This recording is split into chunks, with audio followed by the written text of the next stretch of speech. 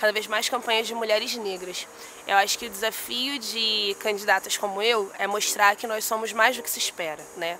Não é uma campanha que quer falar só de feminismo e de racismo, embora isso sejam temas essenciais na sociedade, mas é mostrar que mulheres e mulheres negras querem falar de economia, de saúde pública, de educação, da disputa da sociedade. Então eu acho que as mulheres deveriam votar na Valquíria, porque eu me preocupo com a sociedade como um todo, né? Porque faz parte da minha história e da minha militância esse envolvimento com coisas além do que diz especificamente as mulheres, né? Mas as mulheres como seres que interferem na realidade social. Então eu acho que, inclusive, né, incentivar mais mulheres a decidir interferir na sua realidade.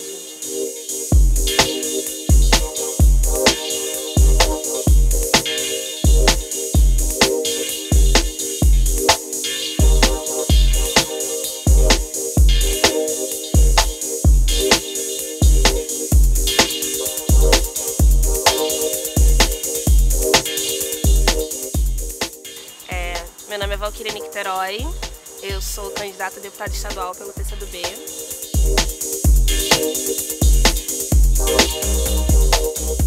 Bom, a gente está no pico do Morro do Palácio, né, que é a comunidade onde eu moro, desde que eu vim estudar na UF. Eu estou em Niterói há 5 anos, eu sou de São Gonçalo, e desde que eu vim para cá, tentei morar nos apartamentos aqui embaixo, mas o aluguel em Niterói é um negócio surreal.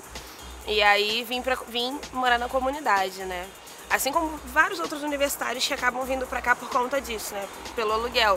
Mas o Morro do Palácio tem um acolhimento, assim, a comunidade recebe a gente muito bem. E foi um lugar que eu me enraizei porque eu comecei a me envolver. Já tinha amigos que moravam aqui e tal, e aí comecei a me envolver mais com a comunidade. E hoje a gente constrói aqui, junto com a Associação de Moradores, um pré-vestibular, né? Então é um lugar muito simbólico pra mim. E eu sou fruto de pré-vestibular social lá no meu bairro, lá em São Gonçalo. Então, para mim poder hoje ter essa interação com a comunidade é muito simbólico, né? Devolver para a comunidade, na verdade, o que a gente recebe aqui de troca, de afeto, enfim. Eu sempre quis ser professora e, na verdade, o meu interesse com a academia era a coisa da produção do conhecimento, né? Você conseguir interferir na realidade de alguma forma. Por algum tempo a minha ideia sobre educação era aquela coisa bem, eu vou na escola e tal. E quando você vive estando na escola, eu sou professora já há quase 10 anos, você percebe que as contradições são muito maiores, né? Que tem muito mais a ver com a luta política, com a disputa do contexto da sociedade e do currículo, né? E da formação, do que essencialmente com estar dentro da sala de aula. Então eu queria poder interferir nessa realidade, né? Poder interferir na educação de forma que ela mudasse mesmo a vida das pessoas.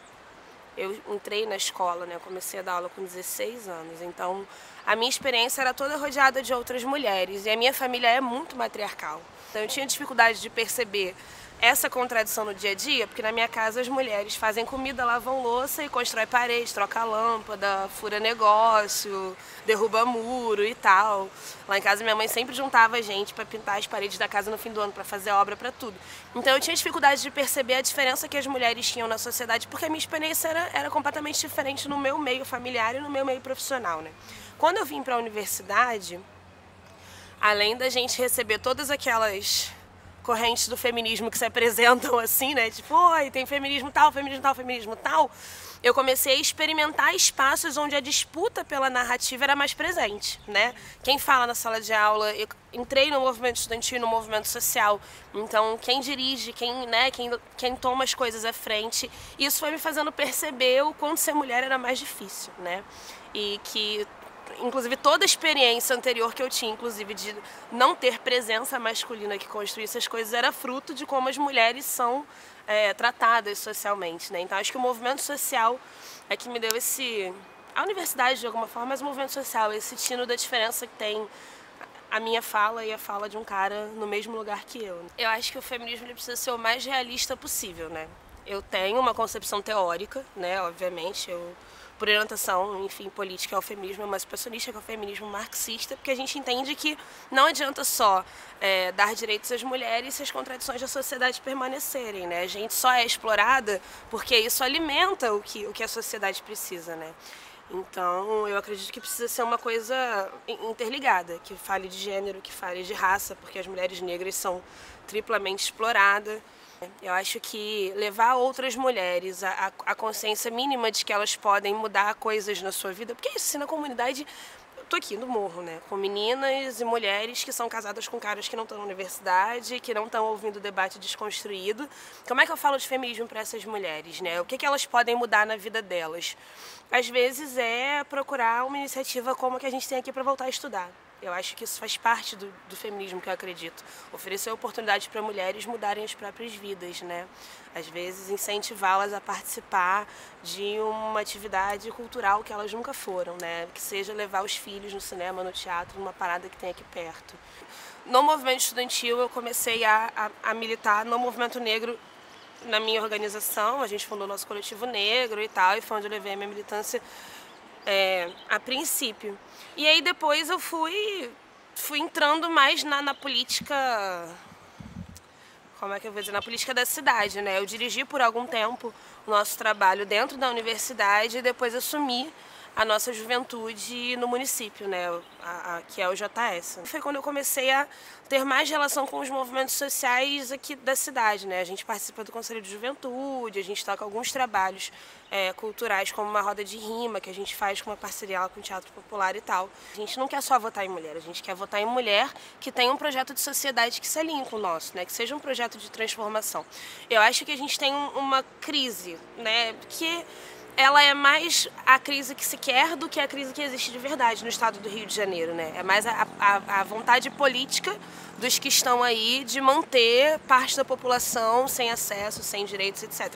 Eu acho que uma política de saúde para mulheres é imprescindível.